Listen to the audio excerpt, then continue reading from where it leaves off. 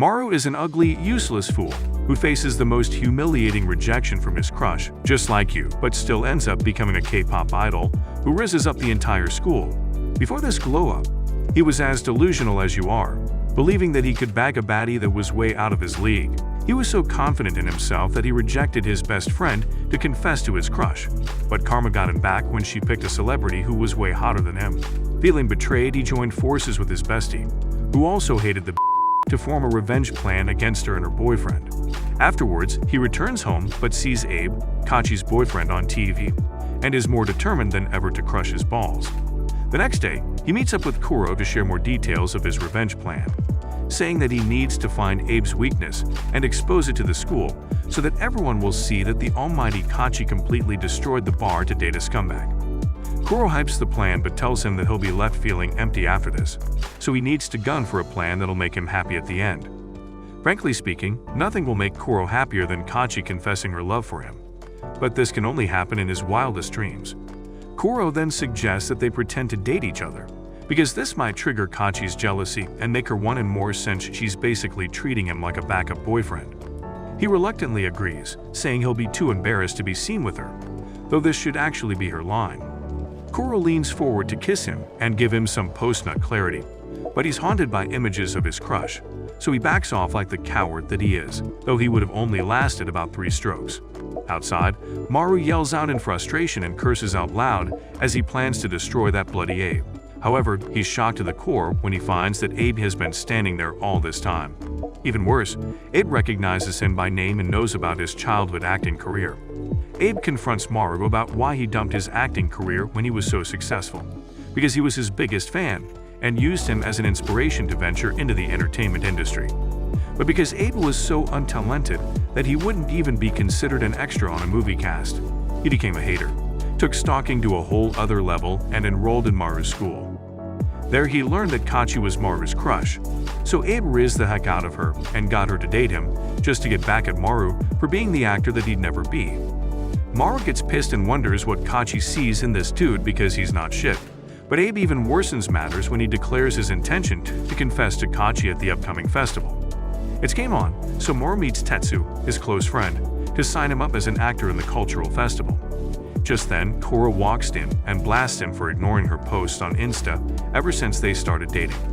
The whole class is shocked to see that this loser is actually dating someone they can only dream of talking to in their wildest dreams.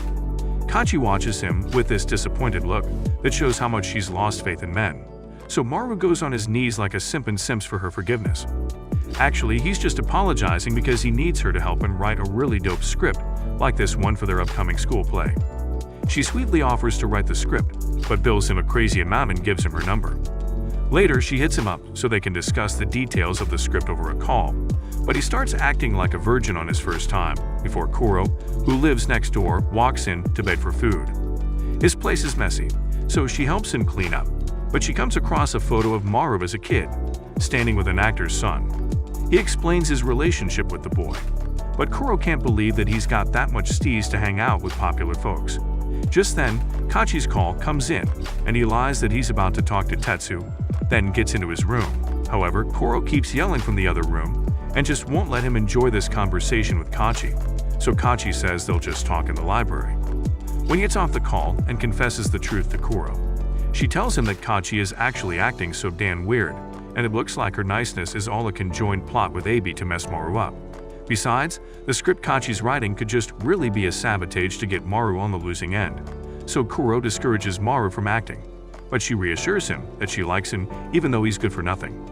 They get all cozy, and Maru tries kissing Kuro, but backs out like a coward that he is, but she edges him on and is about to ride him all the way to Cloud 9 when Kachi's message interrupts them. He later goes to school to practice his lines, but suddenly faints on stage and wakes up in the clinic with Kachi by his side. Maru apologizes for messing up, but Kachi tells him it's okay and shows him that she's done with the script. He thanks her, but she asks him to pay in cash before she hands it to him. He starts begging for life because he's so broke that he survives on coupons, but Kachi tells him to stop being pathetic, and then she changes her mind. She says that his repayment will be for him to explain exactly why he stopped acting as a child. Reluctantly, Maru narrates that it all happened when he and his mother landed a role as mother and son in a drama, but she was involved in an accident that claimed her life. Afterwards, the movie was almost canceled, but Maru pleaded for them to continue for his mom's sake. So they rose to fame, broke records, and never aired another season, mostly because Maru wasn't over his mom's death. As he finishes his narration, Kachi is moved to tears and hands him the movie script before walking away. All this while, Kuro's been eavesdropping on the conversation and looks like she's about to die with envy. On her way home, Kachi reminisces on her childhood memories, remembering how she was an untalented anicapped and became one of Maru's biggest fans, to the extent that her dad took her to visit him. They became friends, and she promised to make him star in one of her plays that she'd write, but Maru ghosted her one day, and she swore to upgrade herself and spite him for leaving her. Kachi realizes that what she felt then was love, and that Maru is actually her first love. With tears, she internally confesses her love for him and acknowledges that love is a curse. Meanwhile, Kuro still isn't on board with the idea of Maru confessing to Kachi after his performance at the festival, so she discourages him by suggesting that Kachi will still turn him down. But Maru tells her to chill because he's just doing it for fun, and also tells her that he'll be busy practicing with Tetsu, so she shouldn't worry herself. The day of the festival finally arrives, and Adi warns Maru that he's cooking, and the result will shatter Maru's spirits. Later, everyone arrives and Maru's almost beaten to death by some big guy who has a crush on Kuro, but he's on the lookout for Kachi. Tetsu notices this but tells him that someone is looking for him, and when he follows up, he finds a creep who refuses to reveal his face. From the voice, he recognizes this voice to belong to Shiro, a childhood friend he hasn't contacted in a while. He tries moving closer, but Shiro draws back, confronts him for abandoning him, and reminds him about his promise to write a play that he'll star in. He tells him that he actually went on to improve himself and become a badass writer. Then he walks down the stairs and reveals his true self as Kachi. It turns out that Maru had always mistaken Shiro for a guy because he heard her name wrongly, and quite frankly, her childhood provacts were pretty ugly. Kachi tells him that she leveled up because she wanted a strong comeback, but found out that Kuro was into Maru and was disappointed. Before she leaves, she encourages him to act well on their first script together, and on her way, she meets Kuro on the staircase. They reignite their rivalry against each other, and Kuro stirs up trouble from nowhere with Maru, acting out in her jealousy. She later slaps him so hard that she resets his brain, and says that this should serve as the end of their fake relationship. Sadly, she walks away and tells him she'll be watching and supporting him from the stands. The confession event begins, and a bunch of dickheads get up on stage to embarrass themselves, calling out to their crushes, one after the other. It's finally Abe's turn, and the entire hall is in a frenzy as he confesses his love for Kachi with a musical performance, though she could care less, quite frankly. While he's still performing, Maru walks on stage and takes up the challenge, shocking everyone when he performs way better than anyone would expect from a dachabag. After his performance, Maru gets hot, and he totally steals the spotlight from Abe. Then he makes his confession to Kachi. He begins by saying that he was actually in love with Kachi, but he got jealous of her relationship with Abe and wanted revenge on them. He then confesses that the one who truly matters to him is Kuro, and he shouts like a wasted idiot that he's in love with her. The shockwave is massive and hits everyone by surprise, and Maru goes on to explain that Kuro's always been by his side when the going gets tough. You'd think that this would actually make her agree, but she wickedly turns him down and shocks him to his core. After the whole event, Tetsu meets up with Abe and asks him why he played as a bad guy in this whole Maru-Kachi saga, and he says that it's because he wanted to help Kachi, who's like a sister to him. Apparently, they were never dating and were just pretending, so that Maru would get jealous. In fact, Abe's pretty much a really big fan of Maru's and is glad that he at least got to act again. Kuro turned Maru down because she wanted revenge for him turning her down the other time. In all these, Maru's the biggest loser and stays crying like a hopeless fool. The event has long passed, but Maru still can't shake off the horror of his literal burial in front of the entire school, which haunts him so badly that he has nightmares. But he's not alone on this one, as Kuro is also beating herself up for destroying the guy, even though she actually still likes him. Kachi is even worse and can't handle the fact that she was curved in all of this, even after her little scheming to get him so hooked on her. At the end of the day, neither of the ladies blame Maru, while he can't forgive himself and wonders how the heck he's going to show up at school. To make matters worse, the next day, Tetsu shows Maru that he's gone viral, and everyone's slamming him for being the dude that got dumped 1 million times. Maru gets mad and is about to send Tetsu to the other side of the veil, when a cutie walks into class and hops on his body. She's apparently named Momo, another celebrity Maru happens to know, and has missed him so much until the release of his viral display on stage. Kachi and Koro are saturated with jealousy and demand an explanation from Maru, but Momo saucily calls them his exes and assures him that she's here to get rid of the old hags. The ladies get offended as if it isn't the truth, but Maru explains that he used to be like a brother to her, and that he used to teach her some acting skills. Momo adds that Maru taught her more than just that. To be precise, he was indeed teaching her other things, like the things you teach your girlfriend when no one's watching. To top it all off, Mono confesses that Maru is actually her first love. After the whole dilemma, Maru forgives Tetsu after begging for pizza, bought by another bouncy queen who walks in and introduces herself as Rena. She tells Maru to feel free to contact her when he needs any service at all, though the only service he needs is for her to lick his sausage. She actually got the pizza because she noticed that Maru might be the next celebrity, and she could cash out by getting closer. Just then, Kachi walks up to Maru with a flustered look on her face. But before she says anything, the dogs in his class get jealous and start barking for nothing. She then asks him to go out with her, and the whole place freezes for a minute because, of course, this is the almighty Kachi. Her friend, Maiko, explains that the sentence came out wrongly, and what Kachi really means is that she'd like to take Maru to meet her daddy, who was once his sponsor. He agrees and Koro walks in, but not without getting taunted by Kachi. As she draws nearer to him, Maru's PTSD gets the best of him, and he transforms into a little puppy, seeking cover behind Kachi. Kachi sneers at Koro and warns her to steer clear of Maru after doing him dirty like that. Otherwise, she'll use African voodoo to get rid of her. The poor girl stands defenseless and sadly walks away with tears in her eyes. Later, Tetsu calls Maru to tell him that he's no longer a viral topic online, then asks him about Koro to know if he's checked on her or if he's still mad at her. Maru explains that he's not mad at her or anything, but just a bit scared that he thought them to be besties, yet he somehow failed to fully understand her emotions. All the while, Tetsu has had the call on speaker, and when Koro hears this, she gets some form of reassurance about Maru's feelings. When he gets home, Maru finds the door unlocked, only to be welcomed by Momo in a maid cosplay, offering him anything he'd like to eat, including her cherry. He wonders where she got his key from, but she evades the topic and serves him dinner with recipes she'd learned from his mother before she passed. Maru realizes that she was the one who quieted down the paparazzis, so he thanks her, but she thanks him in return, saying she wouldn't have made it this far without his tutelage. Puzzled about the purpose of her visit, Maru asks her why she's at his place, so she explains that she needs him to help her out. Maru thinks that she's in deep shit, but she hands him a card belonging to some top dog in the industry, who had tasked her with the responsibility of luring Maru back to the spotlight. She also hands him a second card for Koro, because the boss developed an interest in her talent when he watched the video. Just then, Koro's sisters barge in, looking distressed, and tell him that Koro's literally lost her mind and has developed some form of amnesia. He freaks out and asks for further explanation, and then they tell him that she's been eating abnormally and stuff. Momo interrupts them and the sisters want to boil him alive for being a serial womanizer, especially the eldest of them, Midori. However, they realize that Momo is a celebrity and get a little simpy, except Midori. Later, Momo leaves them behind and Midori continues talking about Kuro's condition, saying that she can't recall anything about her life from the moment she got rejected by Maru to the time she got back at him at the festival. At this point, the sisters say he doesn't deserve to be alive after being publicly humiliated. Before leaving, one of the sisters, Akane, tells him she's going to be proud of him if he returns to show business, though she'll be low-key sad because they'll miss him. But she emphasizes that he should choose wisely and with a positive mindset.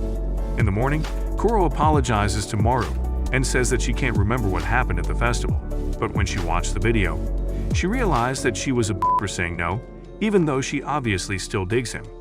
She moves closer to hold him, but he avoids her like she's got an STD, so she takes the hint and walks away, but tells him that they should start afresh. It seems he's forgotten the emotional damage this lady dished out to him a few days ago, because this doofus quickly gives her another chance and even begs her not to leave his side. Later, Kachi comes to pick him up and is still acting towards Kuro, so he tells her to stop it and tries to get them to be besties. But girls will be girls and they continue snobbing each other in the car. After observing her behavior, Kachi says she doesn't believe that Kuro has really lost her memories. Maru said as they'll have to prove if it's really what it seems like, then come up with an idea. When they get to the library, he feeds her a disgusting octopus meal and waits for her to have a nasty reaction towards it, as she always does. But she acts like she's never had a bad experience with it. So this confirms to him that she really does have amnesia. He hands her the CEO's card, inviting her to join the entertainment industry, so she hugs him and says that she's willing to join him in showbiz if that's what he wants to pursue. Just then, Kachi and Tetsu join them, and Kachi almost raises hell after hearing him say that he's reconsidering returning to his acting career. Tetsu gets on her nerves and he gets whacked on the head by Maru, who teases him for being such an asshole to ladies for a man who can't even bag a of the lowest caliber. Later, they sit down to discuss an idea Tetsu came up with, which is to create an entertainment club. He suggests that since all Kachi has ever wanted to do is write a play that Maru would star in, she could use the club as an avenue to achieve that. Knowing Tetsu to be a grand schemer who's after his own little agenda, the ladies get curious about why he's suddenly springing up with such great ideas that benefit others. Maru tells them to give up on extracting any information from Tetsu because he'll only tell them the truth when he's ready. With that, the entertainment club is formed with its first few members, so Maru says he'll return to his old agency to present their club and gain them sponsors. Tetsu insists on following him, but refuses to tell him why and what he's really up to. Kachi also indicates that she's interested in following them because she'll love to know the details of the meeting. Later, they pull up to the agency with Momo, and Maru remembers that this was his first meeting point with her. She remarks on how wickedly talented he used to be for a guy who was so boring that he could put the entire planet to sleep. The CEO finally arrives and seems to be getting along so well with Maru, telling him to be a dropout like the top 10 men in Forbes magazine. When he turns his attention to Kuro, she politely declines his offer, but he tells her that she could become a multimillionaire in the next 3 years, while Maru would have thrice her net worth in that time. Unsurprisingly, Maru is excited to hear this because it means he can afford all the Kardashians, but the ladies aren't even smiling with him and are disgusted. The top guy tells Maru that as a matter of fact, there's already a big sponsor that wants him to shoot a commercial, who'd be swinging by later. It would be a great deal for the dumbass Kuro, but she declines, and the manager keeps insisting, to the point that he even shames her and says she has no manners. This does it for Maru, who has had enough of this man's insults and empties a bottle of wine on his head while warning him to never insult his childhood bestie again. The dude gets angry and tells Maru that he and his friends are scum, but Tetsu won't swallow this calmly, so he jacks him by the collar when Maru holds him back. The man suddenly gets a call and they all think they're in deep shit, but Kachi's dad walks in and says he's the sponsor in need of Maru's for his ad. He listens to their side of the story with Momo, who comes up with a solution that won't land Maru in jail. She says that they should have a commercial contest, and if Maru loses, he'll have to work for the dumb dude. But if Maru wins, the dude won't involve the cops and would refrain from damaging Maru's reputation with other agencies. She tells Maru to team up with his friends and also asks Kachi's dad for some support to back them up. But she tears Maru apart when she says that she'll be acting in the commercial, but on the Mogul's team. They'd all gather around to plan for the ad, and Kachi says she has a great idea. Meanwhile, Momo reflects on her backstory, recalling what her life was like before she met Maru. She had grown up in an abusive home and only had an older sister to fall back on for support, until she was scouted by the agency that recognized her talent, and that was where she met Maru. He had always advised her to be more confident and live up to her talents, so she promised to do just that, but then he suddenly quit acting one day. Back to the present, Momo and her sister sit to watch Maru's ad with his friends, but Momo observes that while it's great, it isn't exactly focused on the central theme of the ad. She calls him to fix things up, and he surprises her with an even better ad for the energy drink, focused on some zombie-type thing.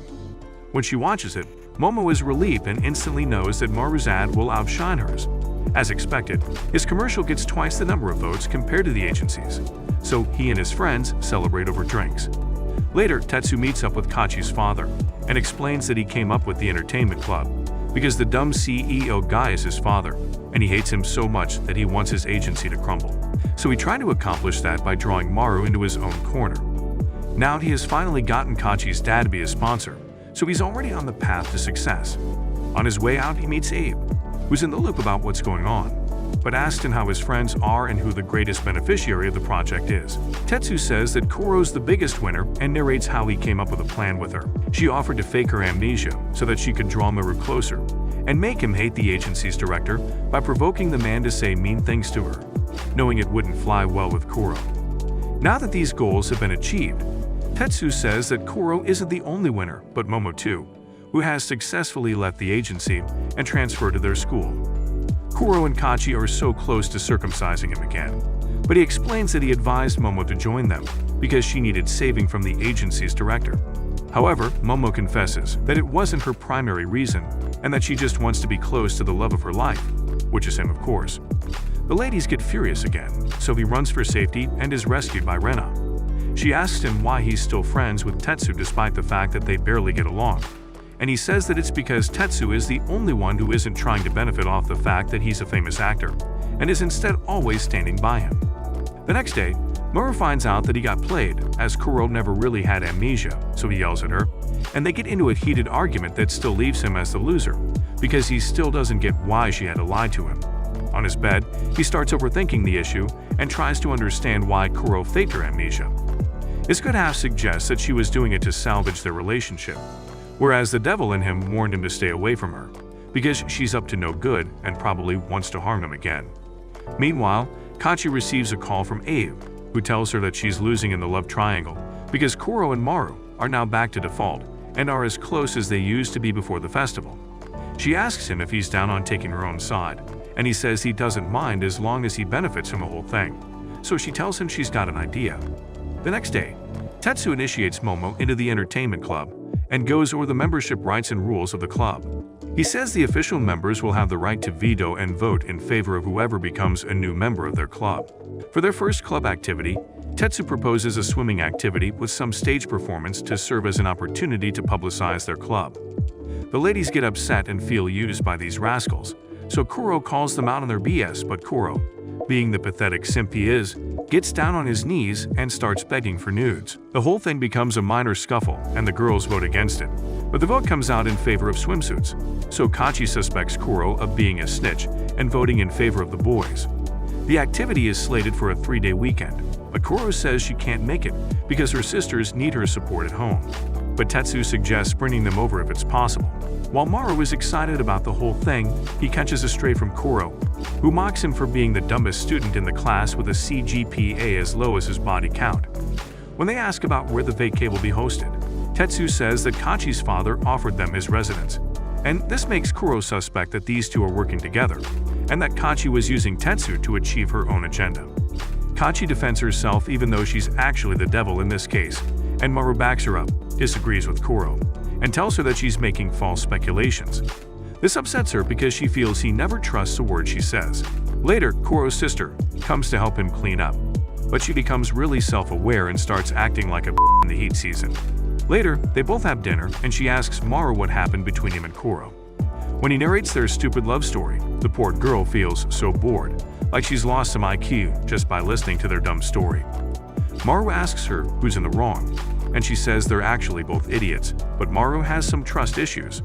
She tells him to be more open to understanding that Kuro won't be as open and expressive as he is, then tell him not to make careless decisions since he's not sure he's really in love with him.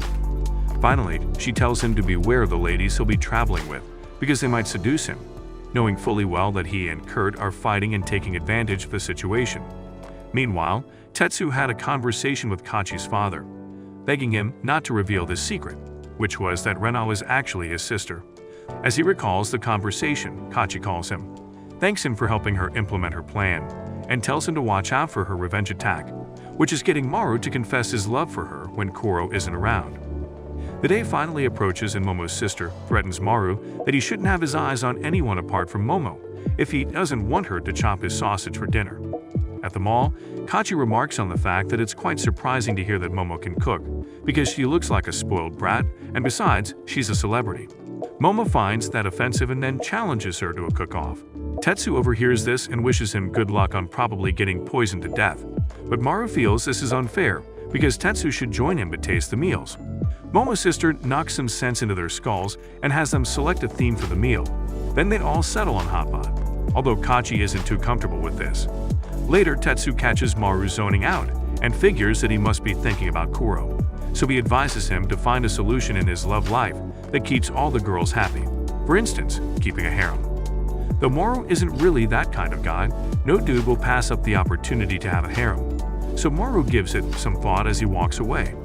Unknown to them, Momo and Rena are eavesdropping on their conversation, and Momo realizes that she's not even gonna stand a chance against Kachi and Kuro when it comes to having Maru's romantic interest. So she decides that while the other two are busy fighting for his affection, she'll step in and get closer to him. When they get to Kachi's villa, Maru gets into simp mode and almost licks her feet because he's so poor, and this is the closest he's ever been to such luxury. When they get in, Kachi allocates some rooms to those present, while the rest of the rooms are allocated to Kuro and her sisters. They get on the balcony, and Tetsu throws Maru into the pool, kick-starting a session of playful fights among them. Meanwhile, Kuro's busy with her activities, and her sister brings up the fact that Maru is probably having the time of his life being surrounded by so many baddies in bikinis and having a chance to peek at their rice cakes. She tortures herself with the idea and almost demolishes the entire building, so her sister calls for backup to restrain her. Later, Rena reveals her pretty swimsuit as she joins the others on the beach, but Tetsu catches Maru's lingering eyes on his sister's melons and almost decapitates him. Just then, Kachi texts him to come meet her at a private area on the beach so she can show him her own swimwear. The idiot runs like a fool, only to find her dressed in some disappointing robe of the sort. But Kachi switches on the naughty girl in her and strips for him, almost making the poor guy lose his mind. He tells her she's so drop gorgeous, he could bury his face in her honey pot, and she's moved to tears because she's always wanted to hear him say shit like that. She asks to sit with him, and he gives her some room. But Lady Kachi turns on the heat and sits right on his throbbing sausage. Oh my. As things are about to get R-rated, stupid Momo spoils the show. She calls Maru to let him know that she's been watching them, and Tetsu has a video of Kachi's little display. Before he can say jack, Momo rushes at him and insists that she also wants to sit on his lap. Later, they assemble for practice, and after Momo's flawless performance, Kachi comes up with some grandma moves that make Maru question his taste in women. When it's his turn, Maru effortlessly pulls off the moves and makes the others jealous, because they wonder why the gods will bless such a moron with so much talent. Afterwards, he encourages Kachi to think of someone she wants to dance for, and it'll make it easy for her to actually challenge herself.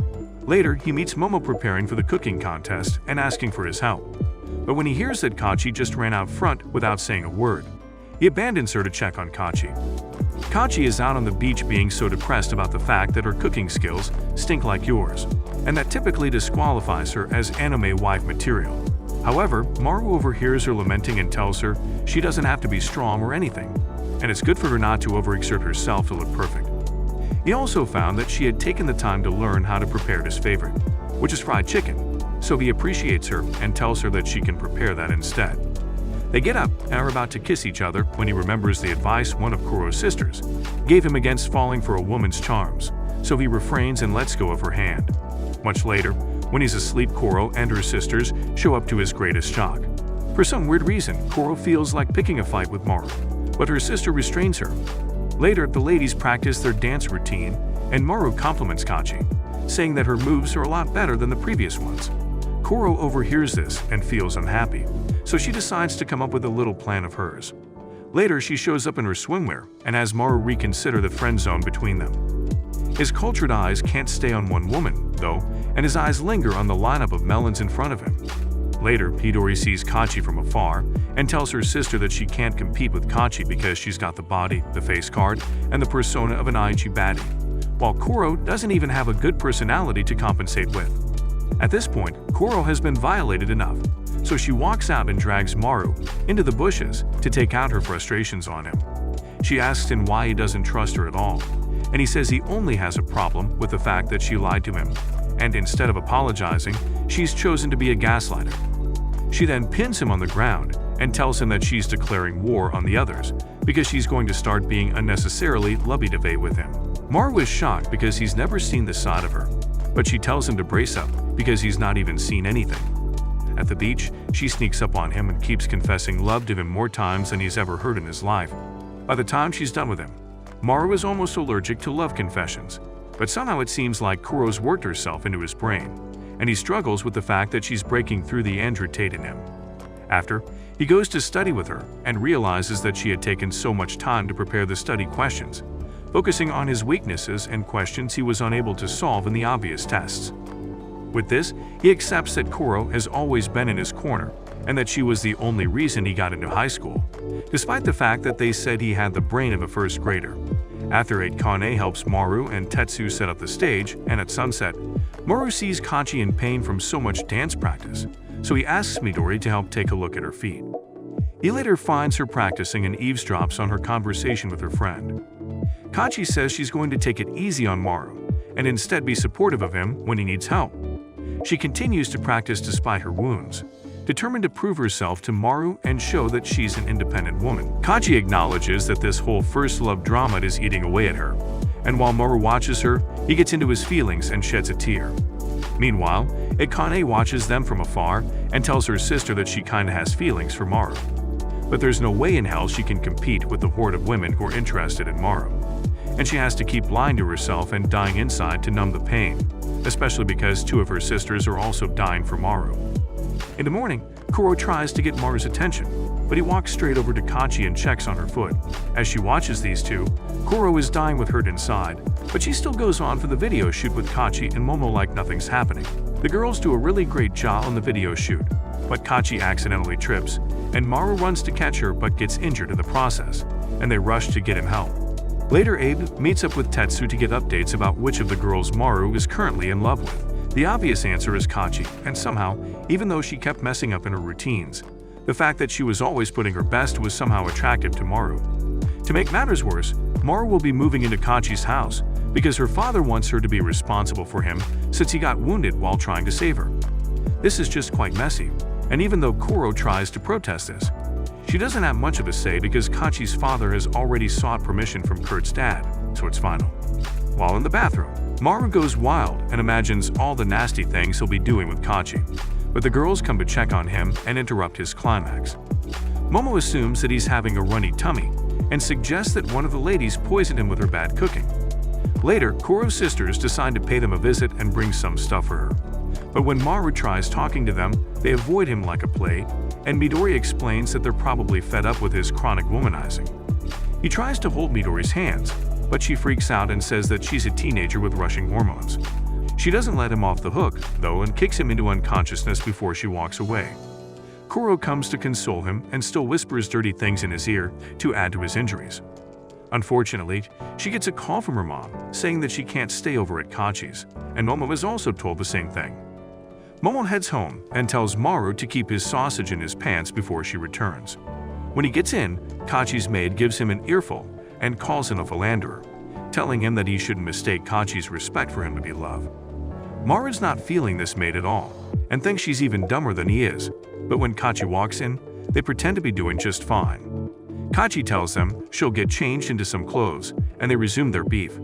At her place, Kuro's hurting over Kachi's words to her, because she called her aside to rub it in that she shouldn't feel like she has any advantage over her, because she's right next door, because Kachi is probably going to be sharing a bed with Maru this night. Kuro's haunted, but this feels like she just can't give up like that. The next day, the Association of Moronic Simps gathers to welcome Momo to their school with their banners, happy because they get to exist in the same space with her. But then they see her getting all lovey-dovey with that unfortunate Maru and turn into an angry mob. Luckily for him, Kachi shows up with her scary face, tells them to heck off, and also tells Momo to return to her class. She feeds him while Kuro watches enviously, but he sees her maid and remembers her warning about mistaking Kachi's respect for love. Then he walks out of class. Kuro follows him and asks him if he spent all night buried in between Kachi's legs, and he vehemently denies it because Kachi forced him to listen to some boring classical music. While they're talking, Tetsu hits them up and tells them both to meet him for an urgent talk. He tells them that some media houses are requesting an interview with Maru to discuss why he suddenly disappeared from the screen and is now reappearing abruptly. Kuro says it'll be insensitive because it'll mean digging up Maru's old wounds and hurting him again. Maru himself says he's not invested in talking to media folks, will conceal the truth from the rest of the world. To counter this problem, Tetsu suggests that they release the documentary themselves and expose the real truth behind Maru's disappearance from the spotlight. They watch the initial movie to tell Maru's story, and found that since he was way younger at the time, he couldn't finish acting the role, which required him to be a little grown up. So they decide to shoot the latter part of the movie by themselves and reject offers from other media houses. Later, Koro calls Momo and Kachi for a meeting, and they all agree to be a little less possessive with Maru because there's enough of him to go around. With that, Momo says she has a suggestion concerning Maru's documentary, and it seems like a plan that could give each of the ladies an edge over the other. But this was Momo's little trick to win Maru's affection. Later, Kachi's maid activates her inner demon and signs her name on Maru's bandages, but he wakes up and nabs her in the act. In the process of denying that she did it, she ends up in a missionary position on him, but Koro catches her like that and woots her silly. They sit to eat lunch and get a text from Tetsu requesting an urgent meeting. Apparently, someone else had published Maru's documentary, none other than that dumb director who pissed Maru off. He lied that Maru's mother was involved in an accident that happened while on set, but that isn't the full story. They're riled up, but Tetsu calms them down and assures them that he'll deal with the director. Apparently, another major company is interested in Maru's story, so he gets Maru's approval to shoot the documentary, and the girls offer to interview Maru to get more details from his past. First up is Kachi, and she reminds Maru about an adventure he once took her on in their childhood, where they were headed to see a tower he wanted her so badly to see. She wasn't up for it because she was scared, but Maru encouraged her not to fear anything and taught her to be courageous. When she finishes her narration, they lean closer to each other for a kiss, but realize that they're live, so they just schedule a date to visit the tower. They return home looking like they've lost their virginity, so Kachi's maid, Shion, gets curious and hounds Maru to know what he's done to her boss. But when she sees a lovely picture of Kachi, she gets frenzied and promises to be nicer to Maru in exchange for the picture. But this one is an absolute crackhead, so she immediately goes back on her word, though Maru had already prepared himself for that just in case. Meanwhile, Kachi's so happy that her first date with Maru was so memorable, and this could mean that she's finally won him over. She's about to kiss him the next morning when Momo barges in like bad luck and spoils the show. She starts feeling him up and fusses so much about his abs, which are surprisingly toned for such a moron. But at least he goes to the gym, unlike you. Kachi refuses to pass up this opportunity, so she knows Momo will harass the poor lucky dude. But when Shion walks in on them, she's horrified to see this threesome happening right under her watch without being invited. She could have simply joined them, but she chose violence. Later, Momo takes Maru on a date and is really hyped because this was her idea, and she feels that her backstory will be the strongest of all three. She recalls that she always tried to improve herself just to get good enough in her career and please Maru. And while his mother was still alive, she tried learning about his favorite meals for her. Momo decides to take him to the scene of the accident that claimed his mother's life and asks him to narrate what happened, because even if it would be a painful memory, her plan is to stick by him and walk him through it so that she can win his affections. He narrates how he lost his mother and emphasizes that she died because she was overworking herself for a role. So after doing his best to make that movie a reality, Maru could no longer save it because he was plagued by his grief.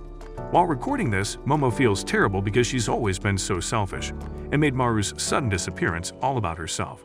So she breaks down in tears and apologizes for not being understanding when she needed to be. She tells him that she really loved his mom and was also shattered to hear that she passed, because she was a perfect image of the mother she never had. Maru also breaks down uncontrollably and realizes how sad he is. Then they console each other in a warm embrace. Afterwards, Momo promises that she won't tell anyone that he cried like a baby, and then they return home. Back there, they start teasing each other, but Shion walks in and spoils their romance. So they lure her with some pictures, and she lets them get away with it, but not before fracturing Maru's leg again with a kick that quite frankly qualifies her to be a UFC contestant and not a maid. At school, Tetsu informs Maru that the ladies will be performing in the play, and they have to act quickly now that there's some calm in the media space. Later, Koro picks Maru up for their date and takes him on a walk, during which she reflects on the timeline of her relationship with Maru. She's been in love with him since elementary school, even before he rose to stardom. To her sisters, Maru was like family, and they still loved him for who he was even after he suddenly disappeared from the screens, and others were saying all sorts of negative things to him. One day, she noticed that he hadn't been visiting as often, so she trailed him behind and found him in a cave. Right now, that's where she's taking him, and Maru recognizes it in a heartbeat. As kids, they had so much fun in there, because it was Maru's comfort zone.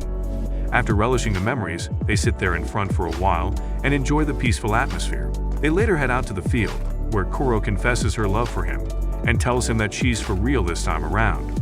Maru wonders why she rejected him when he asked her out at the festival, and she tells him that she only wanted revenge for the time that he turned her down in class. Tearfully, Maru tells Kuro that he was frustrated by the fact that she'd rather keep things to herself than tell him, so finding out how she feels now is comforting for him.